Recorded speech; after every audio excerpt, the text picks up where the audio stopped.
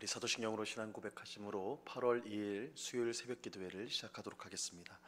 전능하사 천지를 만드신 하나님 아버지를 내가 믿사오며 그 외아들 우리 주 예수 그리스도를 믿사오니 이는 성령으로 잉태하사 동정녀 마리아에게 나시고 본디오 빌라도에게 고난을 받으사 십자가에 못 박혀 죽으시고 장사한 지 사흘 만에 죽은 자 가운데서 다시 살아나시며 하늘에 오르사 전능하신 하나님 우편에 앉아 계시다가 저리로서 산 자와 죽은 자를 심판하러 오시리라. 성령을 믿사오며 거룩한 공회와 성도가 서로 교통하는 것과 죄를 사하여 주시는 것과 몸이 다시 사는 것과 영원히 사는 것을 믿사옵나이다. 아멘. 우리 찬송가 505장 온 세상 위하여 우리 같이 찬송하도록 하겠습니다. 찬송가 505장 이전 통일 찬송가는 268장 찬송입니다.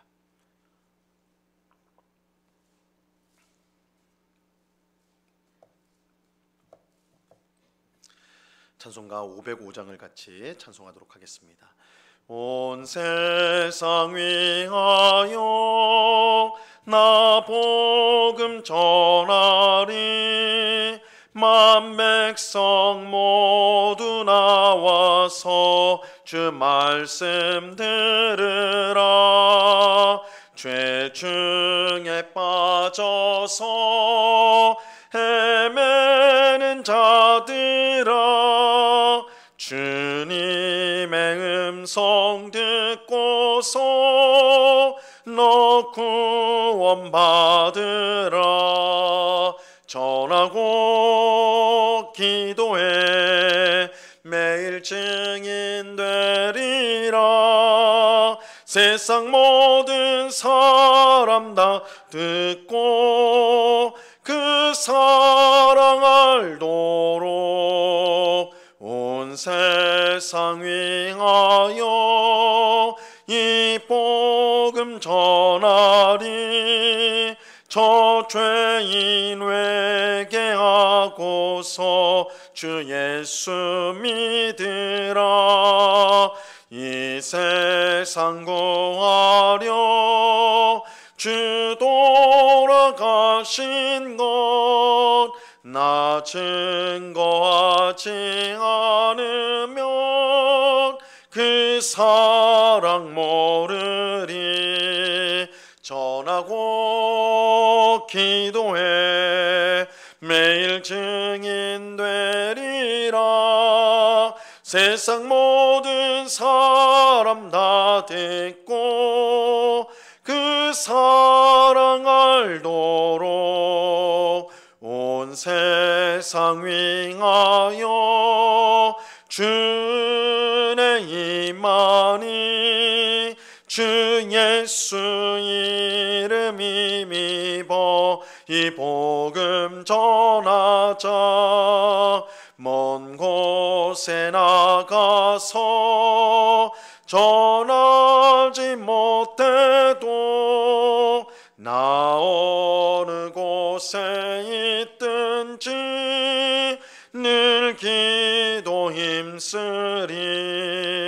전하고 기도해 매일 증인 되리라. 세상 모든 사람 다 듣고 그 사랑 알도록. 아멘. 같이 기도하겠습니다. 참 좋으신 아버지 하나님, 감사합니다. 오늘 새벽에도 우리를 불러주셔서 하나님을 찬송하고 주의 말씀을 들으며 기도할 수 있는 귀한 은혜를 베풀어 주심을 감사합니다. 오늘도 주께서 주시는 생명과 힘과 지혜와 또한 위로와 평안을 힘입어서 주님의 뜻을 이루는, 주님을 기쁘시게 하고 이웃을 섬기는 삶을 살아가는 저희가 되게 하여 주시옵소서.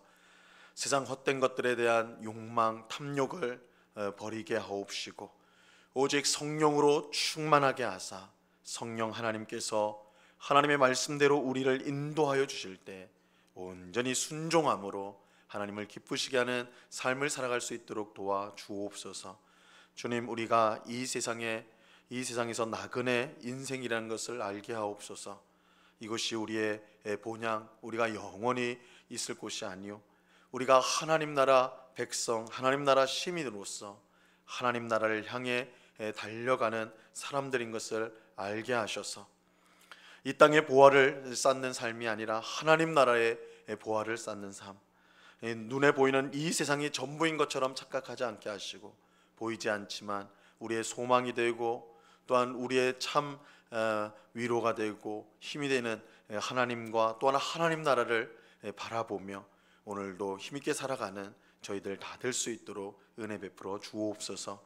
특별히 저희 인생 가운데 여러 환난과 어려움을 지나고 있는 성도들이 있다면 굳세 믿음을 더하여 주셔서 하나님께서 모든 것을 주장하시고 섭리하시며 결국은 우리에게 선을 이루시고 복되게 하신다는 이 분명한 사실을 붙들고 주님 안에서 위로를 얻으며 힘을 얻는 주의 백성들 다 될 수 있도록 도와 주옵소서. 이 시간 주의 말씀을 듣고자 합니다. 성령 하나님께서 밝히 조명하여 주셔서 주의 말씀의 뜻을 깨닫게 하시고 이 말씀이 우리의 영의 양식이 되어서 우리의 믿음이 더욱더 견고해지는 귀한 이 시간이 될 수 있도록 역사하여 주시옵소서. 귀한 은혜 주실 주님께 감사와 찬송을 올려드리오며 예수 그리스도의 이름으로 기도드리옵나이다. 아멘. 우리 하나님 말씀을 다 같이 봅니다. 디모데후서 1장 11절 12절 말씀을 우리가 다 같이 보도록 하겠습니다. 디모데후서 1장 11절과 12절 말씀입니다.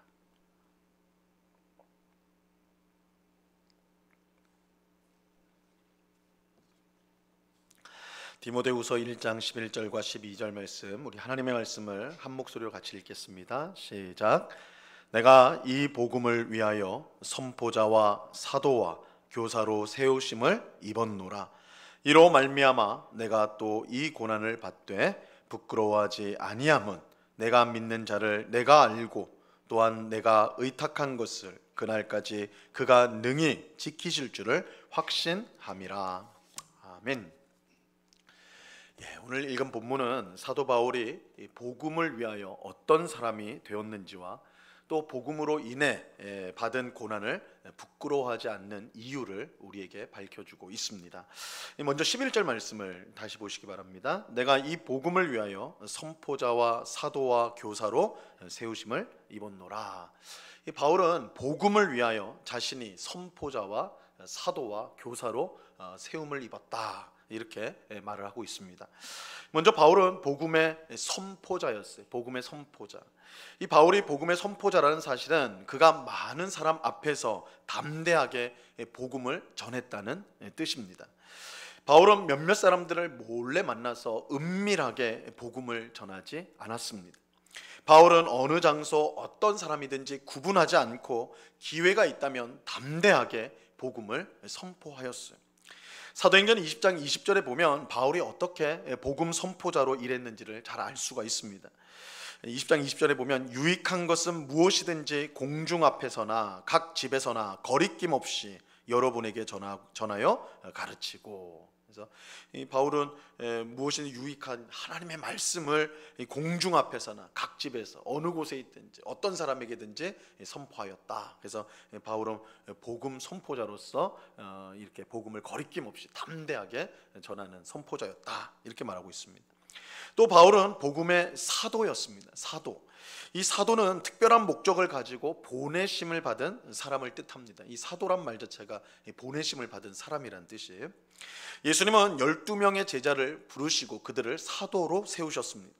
그들은 유대인과 이방인 모두를 포함한 영적인 이스라엘, 즉 참 하나님 백성을 상징하는 사람들입니다. 그래서 왜 예수님이 하필이면 12명의 제자를 삼았을까? 이 구약 이스라엘 백성이 12지파였잖아요. 그래서 이 12이라는 것이 하나님 백성을 총칭하는 것인데, 이 구약의 12지파는 이스라엘 백성, 유대인들만이었다면 예수님의 12제자는 유대인과 이방인을 포함한 모든 인류 가운데 참 하나님의 백성, 그것을 상징하는 거예요.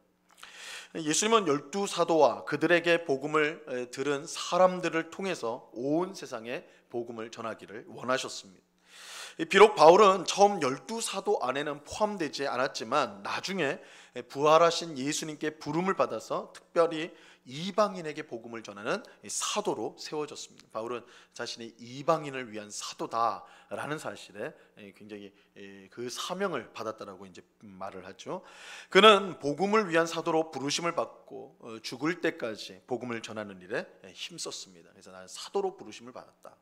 또 바울은 복음의 교사였어요. 교사였습니다. 이 바울은 복음을 선포하고 전했을 뿐만 아니라 가르치는 일을 하였습니다. 이 바울은 복음을 전한 지역에 교회를 세웠어요. 그곳에 제자들을 세우고 복음을 가르쳤습니다. 제자들이 복음에 합당한 삶을 살 수 있도록 최선을 다해 말씀을 가르쳤어요. 이 바울의 이런 수고를 통해서 세워진 교회들이 어려운 상황 가운데서도 든든히 서갈 수가 있었습니다. 이 바울의 가르침, 교사로서의 바울의 역할 때문에 이 교회가 든든히 서갈 수 있었어요. 이처럼 바울은 복음을 위하여 선포자와 사도와 교사로 일하였습니다. 그런데 바울이 복음의 선포자, 사도, 교사로 이렇게 힘써서 일한 대가, 그렇게 열심히 일한 결과가 무엇이었습니까? 놀랍게도 고난이었다라고 말하고 있어요. 고난. 12절 말씀을 보세요. 이로 말미암아 내가 또 이 고난을 받되 부끄러워하지 아니함은 내가 믿는 자를 내가 알고 또한 내가 의탁한 것을 그날까지 그가 능히 지키실 줄을 확신함이라. 이 바울은 이로 말미암아 내가 고난을 받았다. 이로 말미암아 이것 때문에 내가 고난을 받았다. 이렇게 말하고 있어요. 바울이 복음의 선포자와 사도와 교사로 힘써 일하여 받은 대가, 결과가 이 고난이었어요. 사실 이것은 세상 사람들이 보기에는 참 부끄러운 것이라 할 수가 있죠. 우리가 열심히 신앙생활을 하는데 믿지 않는 사람보다 못한 삶을 살아갈 때에 우리가 부끄러움을 느끼죠. 세상 사람들이 조롱하는 것처럼 느껴져요. 하나님을 믿는 사람보다 사람이 믿지 않는 사람보다 못할 때 오히려 믿지 않는 사람들이 훨씬 더 잘 사는 것처럼 믿는 우리보다 믿지 않는 사람들, 불신자들이 더 잘 사는 것을 볼 때 그런 것을 비교하면서 야 하나님 믿는 너는 왜 그렇게 사냐 이렇게 할 때 그 마음이 무너지게 돼 있어.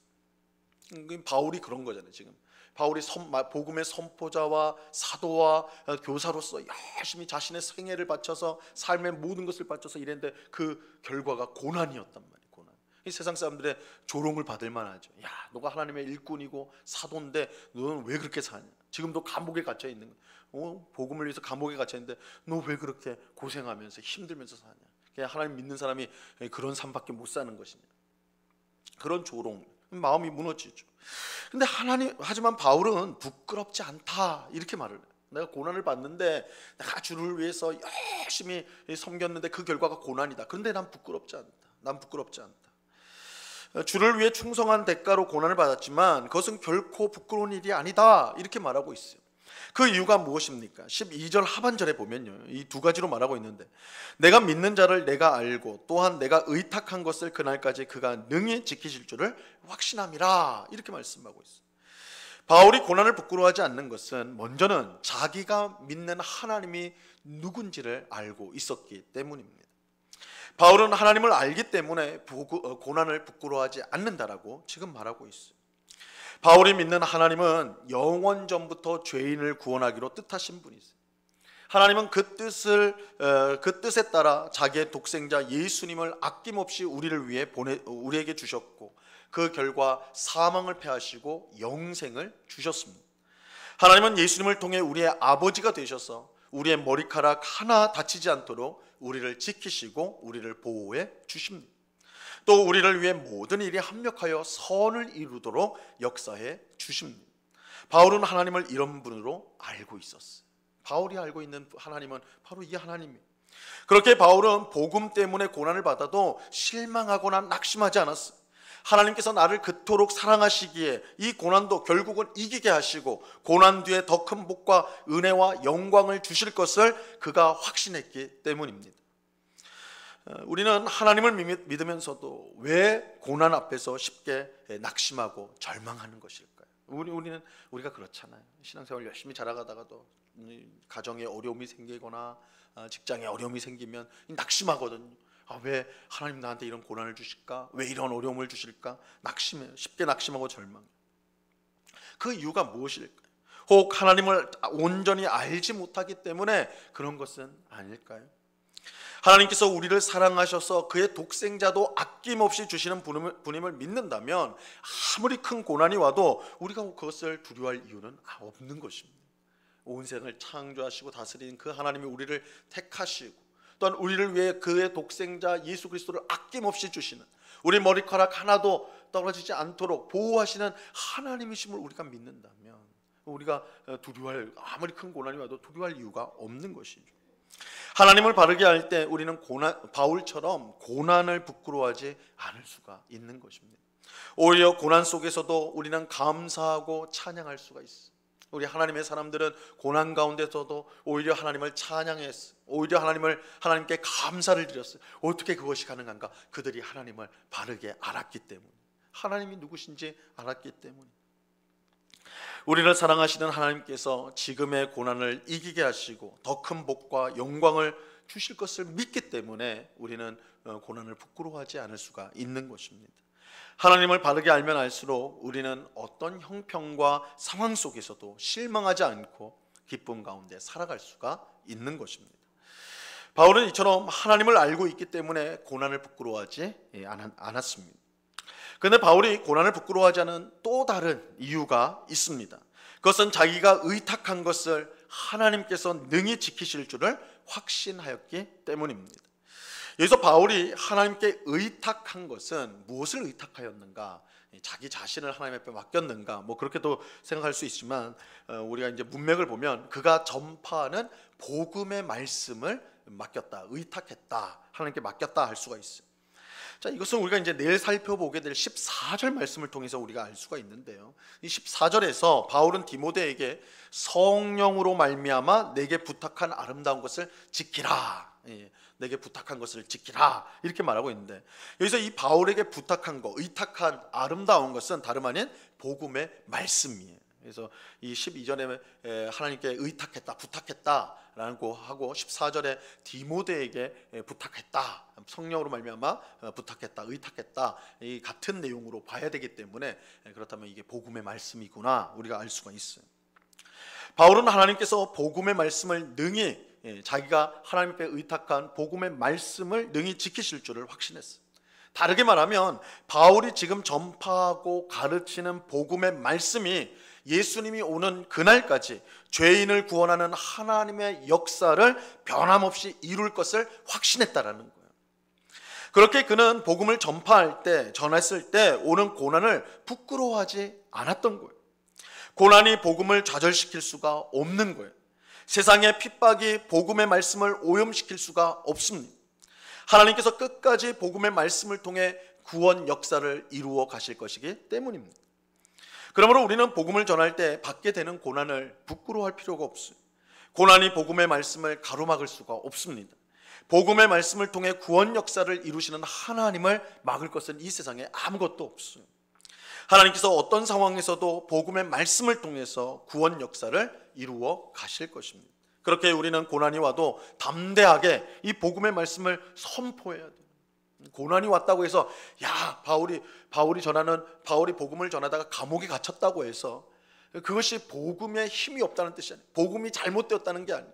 복음이 힘이 없다는 게 아니에요. 바울은 확신한 것이 이 복음의 말씀, 나는 비록 감옥에 갇혔을지라도 이 복음의 말씀은 여전히 죄인들을 구원하고 죄인들을 새롭게 하는 구원 역사를 이루는 것이다. 하나님께서 그렇게 끝까지, 예수님이 오시는 그날까지 그렇게 하실 것이다, 그런 확신이 있었기 때문에 바울은 복음 때문에 받는 고난을 부끄러워하지 않을 수가 있었던 것입니다. 오늘 기도하는 우리 모두가 하나님을 바르게 알아가기를 간절히 바랍니다. 하나님을 바르게 알면 알수록 우리의 확신과 담대함은 커질 것입니다. 고난 앞에서 움츠러들지 않을 거예요. 우리가 하나님을 알 때, 우리가 하나님을 바르게 알 때, 하나님이 우리의 아버지시요, 우리의 구원자시요, 이 세상의 심판자이심을 우리가 분명히 알 때 우리에게 잠시 찾아오는 고난 때문에 우리는 낙심하지 않을 것입니다. 오히려 그 뒤에 있는 기쁨과 복과 영광을 우리는 기대하게 될 거예요. 또 하나님께서 우리가 전한 복음의 말씀을 통해 구원 역사를 이루어 가신다는 것을 우리는 확신해야 합니다. 복음은 모든 믿는 자에게 구원을 주시는 하나님의 능력입니다. 그러므로 우리는 고난을 부끄러워하거나 두려워하지 말고 항상 담대히 복음을 전해야 돼요. 우리가 복음을 전하는 우리가 세상 사람들 볼 때는 보잘것없다 할지라도 거기에 실망할 필요가 없습니다. 우리가 전하는 그 복음 자체가 하나님의 역사요, 하나님의 능력인 거예요. 그래서 하나님이 내가 전하는 나같이 아둔하고 미련한 우리일지라도, 부족한 우리일지라도, 약한 우리일지라도 그런 우리를 통해 복음이 전파될 때, 복음이 전해질 때 위대한 구원의 역사가 일어난다는 사실을 알고 우리가 그것을 알 때에 고난을 두려워할 필요가 없는 것이죠.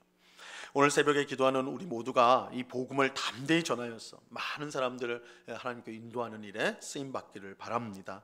이 복음을 전할 때 주어지는 고난을, 조롱을 두려워하지 말고 하나님을 온전히 믿음으로 확신 가운데 복음을 전하는 우리 모두가 되어야 할 것입니다. 이 은혜가 오늘 우리 모두에게 충만히 임하기를 우리 주님의 이름으로 간절히 축원합니다.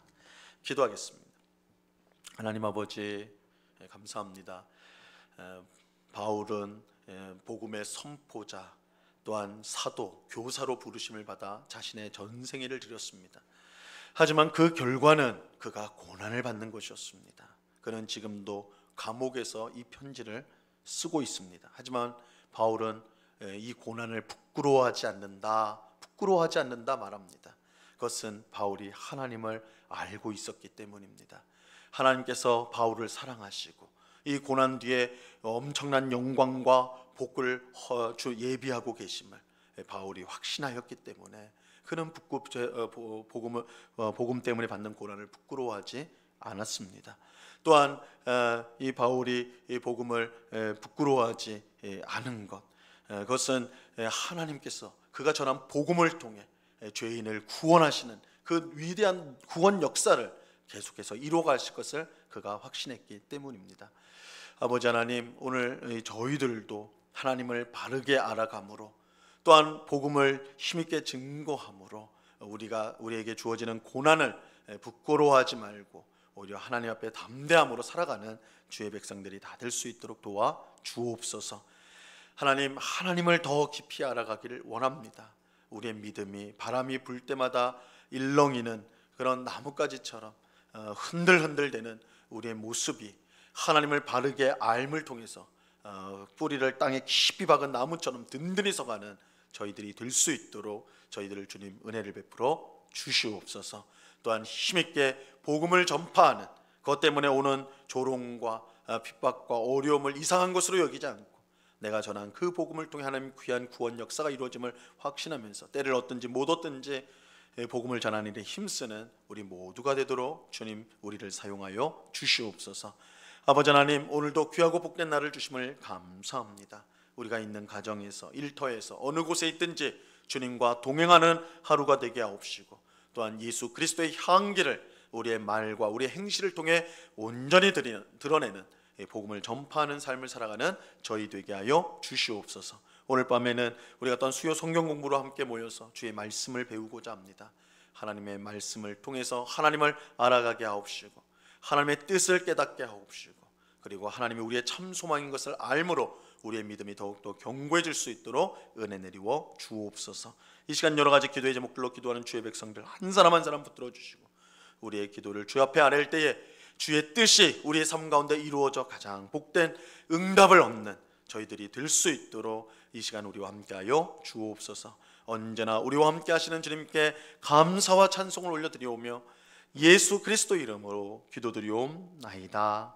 아멘. 하늘에 계신 우리 아버지여, 이름이 거룩히 여김을 받으시오며 나라의 임하옵시며 뜻이 하늘에서 이룬 것 같이 땅에서도 이루어지이다. 오늘날 우리에게 일용할 양식을 주옵시고 우리가 우리에게 죄 지은 자를 사하여 준 것 같이 우리 죄를 사하여 주옵시고 우리를 시험에 들게 하지 마옵시고 다만 악에서 구하옵소서. 내게 나라와 권세와 영광이 아버지께 영원히 있사옵나이다. 아멘.